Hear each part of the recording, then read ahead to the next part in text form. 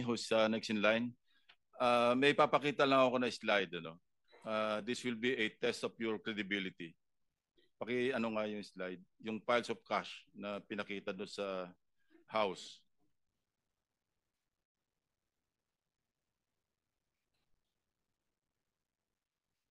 Hindi yan. Yan. Kindly narrate to this committee, anong ibig sabihin nito? Nasabi mo na ito sa House, pero I want to be clarified. Sinabi mo itong nasa kaliwa, 2022 or 2023, Yung pangalawa, sabi mo a couple of years ago. Accurate ba yan? Totoo ba yan or recently lang yan? Matagal na po yan. Yung tama po yun, mga nasa 2022 to 2023 po yan, Your Honor. Ito rin nasa kanan, 2023 rin ito. Yung sa tambayan. Opo, alam ko nasa ganung year po yun, Your Honor. Okay. Kanino yung tambayan na yan? That's a house. That's not within the premises or compound of the DEO, di ba? Opo, wala po sa compound ng DEO. Sino may-ari niyang tambayan? Sa pagkakaalam ko po, kasi hindi ko naman po nakita ang title nung Hindi, wag na yung title. Yung pagkaalam mo na kung kanino. Opo, kaibigan po ni Boss Henry Alcantara. Si Lauren Cruz. Opo, Your Honor. Yung bagman niya. Hindi ko po masabi, parang dapat po, alam mo kung sino si Lauren Cruz. Kilala ko po siya. Bali ninong ko po nga po siya. Kaya nga. Opo. So alam mong bagman siya. Kasi lahat ng mga dinodonate ni Henry Alcantara ng mga sasakyan kung kani-kanino, sa kanya nakapangalan yung invoice. Alam ko po. Opo. Alam mo pala, hindi ka nagsasabi ng totoo. Ang sinasabi ko sa iyo, sabihin mo lahat yung totoo rito, wag ka na magpaikot-ikot. Your Honor, ang naging dating po kasi sa akin ng bagman is parang tagadala po ng pera. Pasensya na po kayo. Oo nga, hindi ko lang po naintindihan. Tagatago ng pera, tagadala ng pera. Ang alam ko po, opo. Kasi kanya tong lugar, di ba? Yes, Your Honor. Oh. Sabi ko sa iyo, huwag ka magpasikot-sikot. Mas marami pa akong alam sa iyo kaysa sa alam mo. Ha? Huwag mo kami paikutin dito. Senator Amy. Yes, thank you very much, Mr. Chairman. Maliwanag sa ating budget na 2 trillion ang napupunta sa ating foreign assisted. Di pa napapag-usapan to. At dito sa foreign assisted, meron tayong opisina, yung UPMO, United Project Management Flood Control, kung saan gumastos na ng halos 1 trillion in the past 10 years, in the past 8 to 10 years. Matagal ko nang hinihingi, paulit-ulit ko nang hinihingi mula pa nung first hearing, second hearing, third hearing, ang listahan ng UPMO kay Director Ramon Ariola. Asa na ba yung listahan ng mga project na to pagkalaki-laki ng foreign financing? Itong mga infrastructure projects na may kinalaman. Pero kahit ilang beses ako magtanong, humingi ng accomplishment report nila mula pa noong 2015, 2021 hanggang very recently, wala po akong mahanap. Meron ba kayong ibibigay? At ano ba talagang maipapakita? Ang laki-laki ng ginagastos ng ating pamahalaan, hindi lamang sa GAA, kundi kasama ng World Bank, ng ADB. Hindi pa ito napapag-usapan. Kaya gusto kong malaman. Mr. Chairman, Madam Senator, if I may respond po. Si Director Ramon Ariola po ay nag-leave. Ito po ang OIC. Ako, lahat na lang nagre-resign at nagli-leave. Paano po ba yan, Mr. Chair? Mr. Chair, I was just informed now na naisumiti na po itong listahan na hinihingi po. Kailan at kanino? Ngayong araw lang po na ito at nasubmit na rin po Mr. Chairman, Madam Senator, sa kasi inyong magre-recommend na ako ng subpoena duces tecum dahil ang tagal-tagal ko na nag-iintay, wala naman maipakita ano yung mga accomplishment report. Nakakapagtaka. Mr. Chairman, Madam Senator, ito po, sinabit na po ngayon, kakabigay lang po sa akin ngayon. At, nabasa na ninyo? Hindi pa po. Kakabigay lang sa inyo eh. Hindi ko pa po nababasa. Hindi pa ninyo natutuklasan ng mga himala ng flood control foreign assisted. Hindi pa Pangalan ng Pilipinas ang nakataya rito at wala akong maipakita itong mga listahan ng CDO River, ang Pampanga Bay, Pasig Marikina. Alam naman natin in NCR alone, bilyon-bilyon na ang ginastos dyan at wala pang maipakita. Pero mabalik sa foreign assisted, this year alone, 16 billion bigla ang hinihingi sa GAA. 9 billion every year before that, 16 billion bigla. Bakit ba bigla ang lumaki itong flood control na foreign assisted portion? Mr. Chairman, Madam Chair, this is, I think, the initial submission na ibinigay po ng UPMO. Nako, August 17 pa yan hinihingi. Ang tagal Apologies, naman nila mag-produce. Apologies, Mr. Chair. Ngayon ko lang din po nakita ito. Nasabit na rin. Gaano ba kahaba yung leave ni Director Ariola? Gano'n ka ba? Dami naman nagtatago. Hanggang October 10 po ang kanyang final na leave. Pero ito na po ang mga dokumento. Pero sabi mo initial pa lang. Opo. Pinagtatakahan ko kasi 9 billion dati, bakit lumobo sa 16 billion sa foreign assisted? Opo, we will submit this already today. I think the advance copy has been sent po to the office of the good senator. No, we're not in receipt of any copy. Sinong staff? Nasubmit daw po kay Ma'am Joy Apostol. J. Apostol. Kailan po? Kailan? Wala. Yung binigay sa akin folder na halo-halo.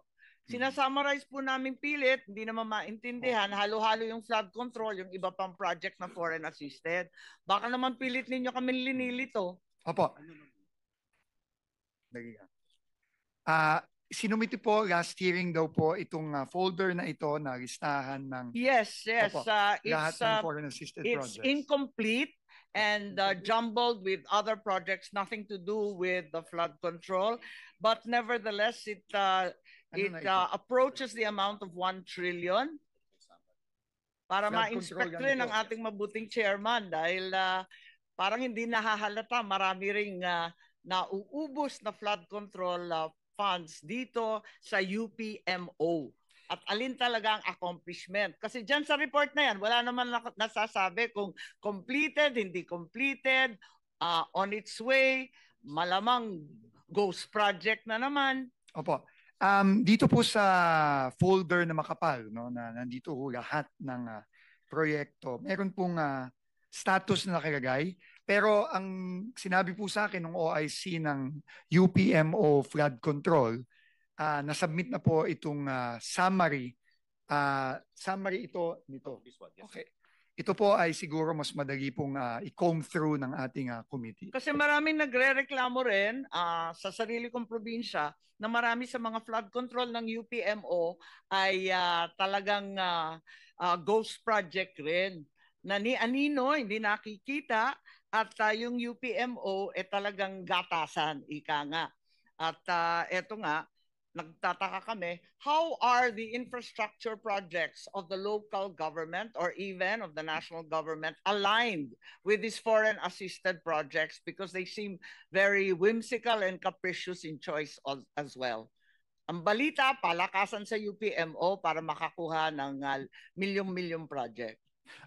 Madam Chair, to be quite frank, hindi pa ho namin nasisilip itong UPMO projects on flood control nitong nakaraang 2 linggo. Kami po ay nag-focus po talaga sa locally funded projects pero maaasahan po ng komite na titignan na rin po namin ito. Pero initial po submission ito, isinumiti na po ito sa committee ngayong araw. Yes, I'd be very grateful for that, given the very big amounts that are involved. Bilyon-bilyon rin ito at trillion na kung isusuma total yung mga nakaraan na taon. Sa NCR alone, following on the interpellation of our other senators, meron dito sa Metro Manila lamang 80.45 billion sa foreign assisted. Ang nakalista ayon sa inyong listahan na binigay na napakagulo, andito yung iba't ibang pumping station, arito rin yung mga Pasig Marikina. Bakit sa kabila ng bilyon-bilyon na ginastos natin dito sa 80.45 billion, bakit bahang-baha pa rin ang Metro Manila? Yun ang tinatanong natin. Di ba may pumping station na? Kindly, that will be your last question, That's Senator correct. Amy. Thank you. Nababara ba to ng drainage? May issue ba sa interconnection ng mga drainage na to? At alin yung anim? May anim na sinasabing Metro Manila LGUs na meron ng meron na silang plano. Mr. Chairman, Madam Senator, makakaasa po kayo na we will look into all of these, and these are very important and legitimate questions po that are being asked. By way of warning lang po, outside of my questioning, may suggestion lang po ako kasi nabanggit yung tungkol sa LGU. Ako po galing sa LGU, pagkatagal-tagal kong governor, nais ko sana isuggest lamang bilang ay may solusyon na imbes na approval, kasi natatakot ako, bakaltasan palalo ng LGU. Nung governor ako, may mayor ako at barangay captain, minsan talagang humihingi. Hindi ko talaga mapigil. I'd suggest na unang-una dapat may notice to LGU of the project. Ikalawa, planning consultation kasama yung LGU. Ikatlo, imbes na approval, close coordination with the LGU. Thank you. concerned. Thank you, Senator Marcos. Senator Marcoleta is recognized. Thank you, Mr. Chair. Secretary Vince, naniniwala ka ba na ang bulok na sistema ng DPWH na pinagsasamantalahan ng napakaraming tao ang problema natin ngayon? Tama po kayo. Naniniwala po ako.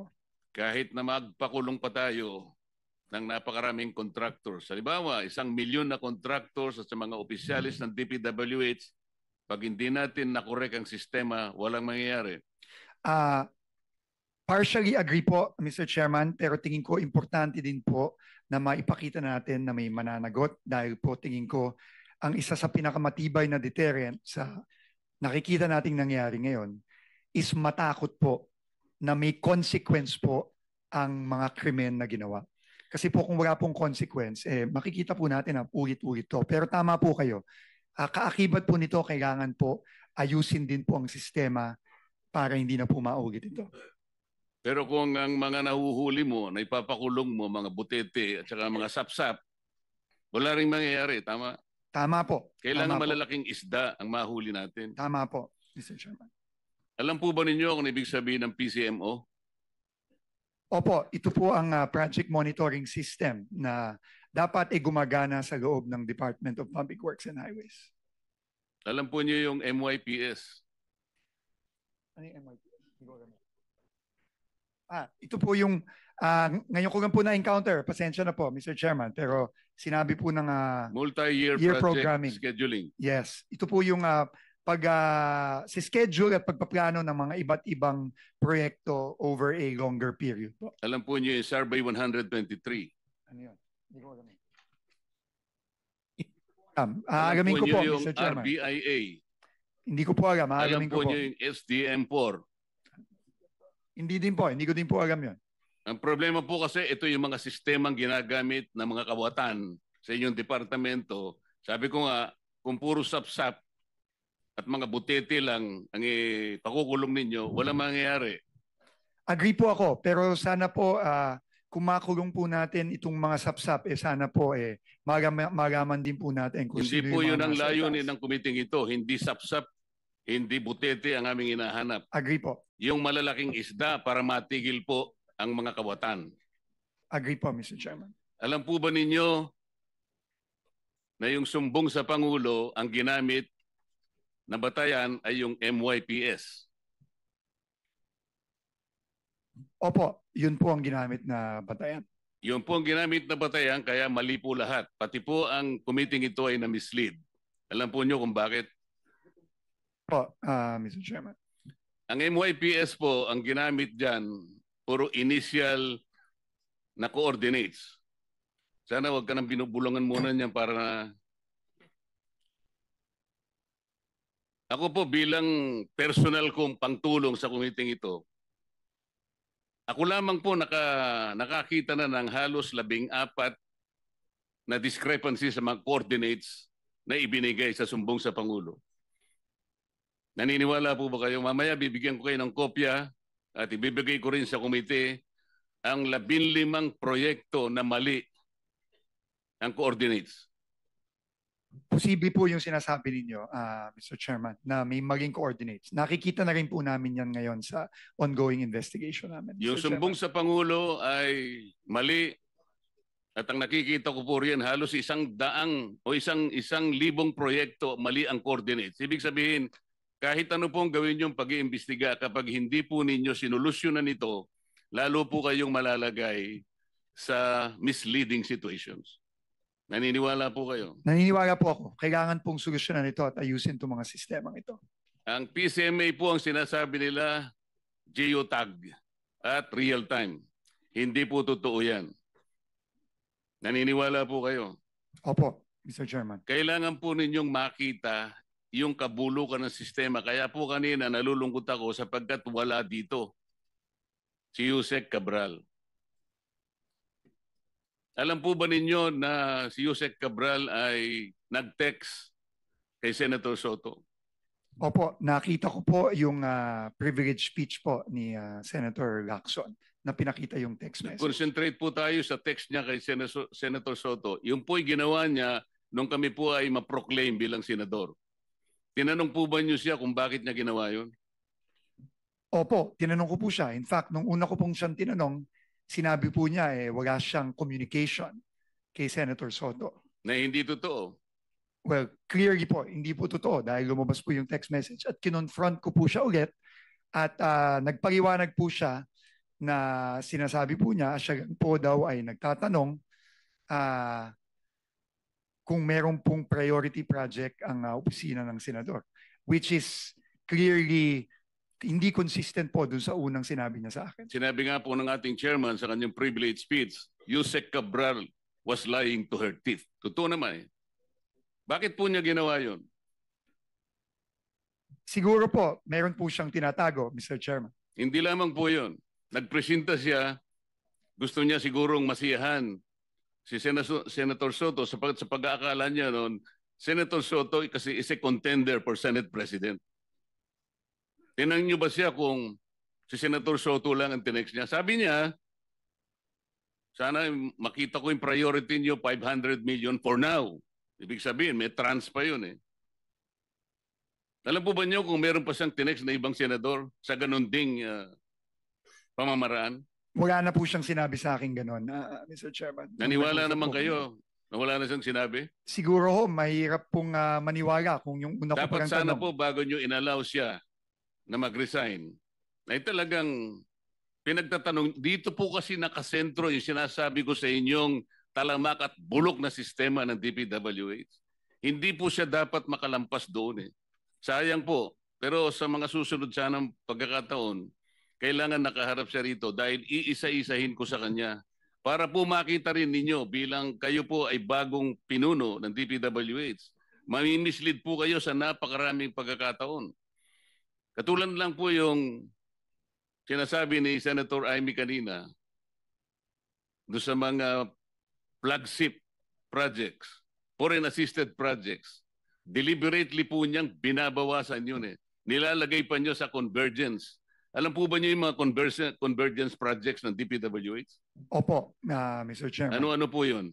Ito po yung mga proyektong katuwang ng DPWH ang iba't ibang ahensya Katulad po ng ano? ng tourism, ng DOTR, ng agriculture, Katuparan, DOTR, TRIP, DOT, Roll It, DTI, DTI. TICAS, PNP, DND. Opo. Dito po nalalagay. Ano po ibig sabihin ng SSP? Hindi pa ho ako familiar sa SSP. Di rin kayo familiar sa CSSP, Hindi din po. STO. Hindi po. Yun nga po eh. Kailangan, hindi ko po alam ko naman fast learner kayo, pero kailangan magmadali tayo. Napakarami po nitong sistemang ito, dito po sila nagkakanlong. Hanggat hindi po ito yung binusisi natin at ang gusto po natin, ipahuli natin na lahat ng contractors, ipakulong po natin lahat ng 15 contractors, hindi po natin maayos ito. Hanggat Senator hindi Marcoleta, naayos yung kindly sistema. wrap up because you have 5 seconds left. Salamat po, Mr. Chair. Gusto ko po kayong tulungan, no, as an aside, no, sa inyong tanong kanina na gusto niyo malaman kung sino-sino pa yung napadala na o na-operan. gusto ko pang ilagay sa record, ako po 18 taon naging senador, never po ako na-operan na magsingit sa National Expenditure Program. Taas na po ako dyan na sasabihin ko, wala po ako natatanggap na offer. Ewan ko kung bakit. Ako rin po, bakit hindi po ako nagte-text na gano'n? Nagtataka rin po ako eh. Anyway, Senator Jinggoy Estrada is recognized. Thank you, Mr.